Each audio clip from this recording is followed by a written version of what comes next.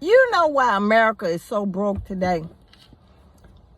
It is not because everything is so sky high. I can understand rent, cars. Things are so high because we have become materialistic. I'm gonna give you a good point because I was young when I did this, and I want you to listen. You know, I was 20-some years old. My credit was good and stuff, and I went. Back then, they had water beds. You know, for those of you who a little bit younger than me, there was a mattress, like a swimming pool type mattress that they put in a frame bed, and it was a water bed. Mine was heated. I had a heated water bed. Oh my goodness, I love that bed. I paid, the frame alone was $1,500. Back in the 80s, that was a lot of money. In the early 90s, that was a lot of money. And my payments was gonna be $100 and some. This was with this company called Big Sur Water Beds. That's all they sold was water beds. And I got it. And I promise you, I was so happy to get that bed till the bill came. Ooh, goodness, $100 and some. I had a kid. Oh my goodness. It could have been like 10,000. But I let somebody, my sister, talk me into getting that. Cause it had it going on. I wanted to show people that I was the only person in the family with a water bed. People came round through the house. My family came, friends came, just see my water bed, my pretty water bed. It had it set up real pretty. I had to buy sheets. Sheets wasn't cheap either. I had to buy water bed sheets. I had to buy the all that accessories and stuff. That was like $200-300 back then. That was a lot of money. But lucky for me, they went out of business. And the finance company went out of business. But I struggled. I mean, when I tell you I struggled, I struggled. But many of us, we get car notes we can't afford. That's why all these children are bling-blinging, because, you know what, we get the car notes we can't afford. We don't teach our children the value of holding a dollar, saving up, you know, investing in this.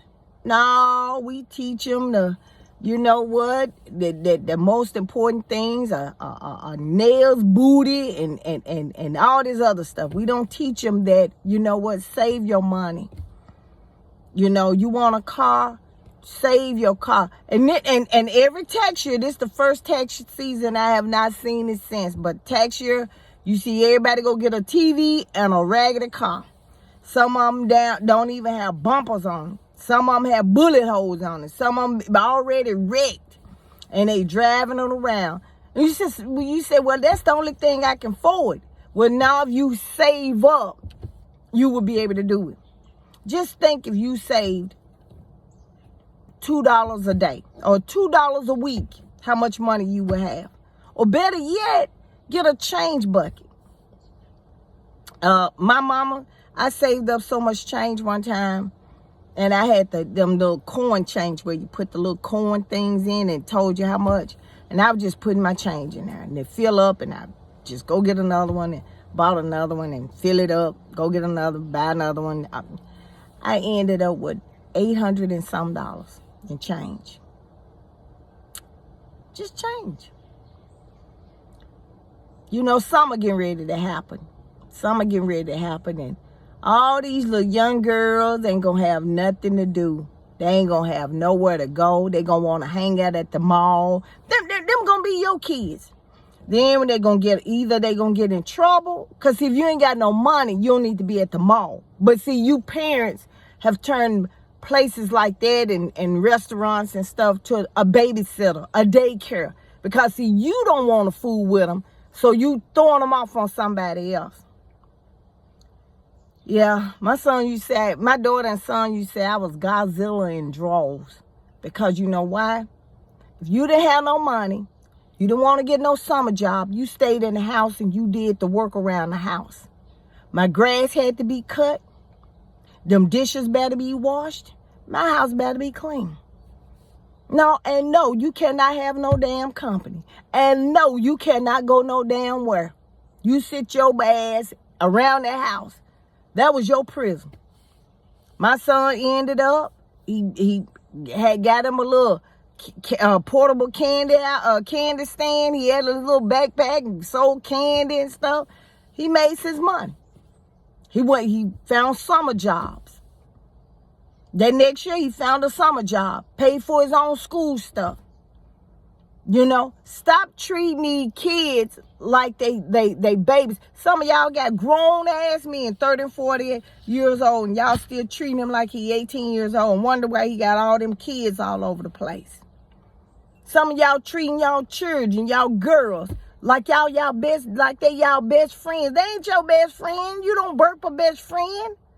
No, you training her wrong. Then when she get with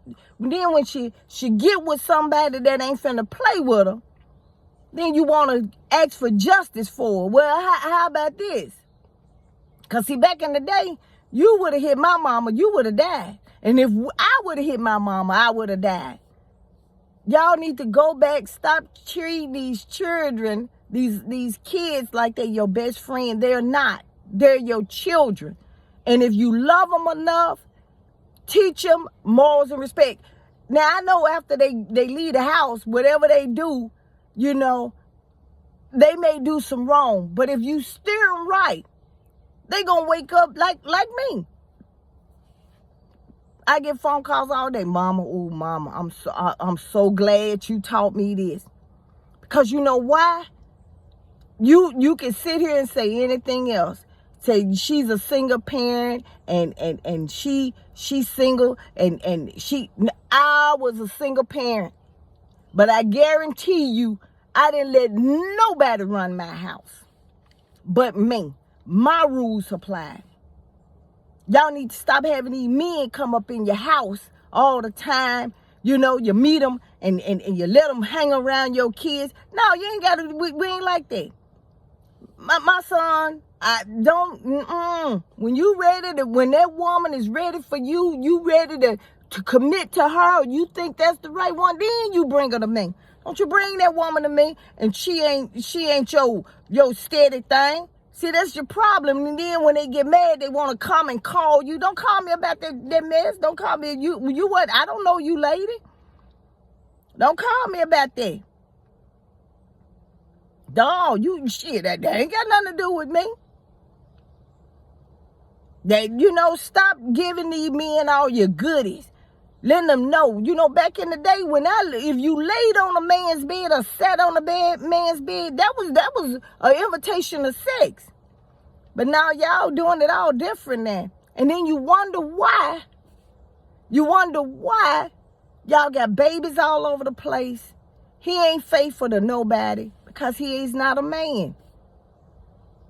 Like I said, men don't want women with a whole bunch of kids with different baby daddies. So why would you settle for a man with a whole bunch of kids and a whole bunch of baby mamas? You think about that.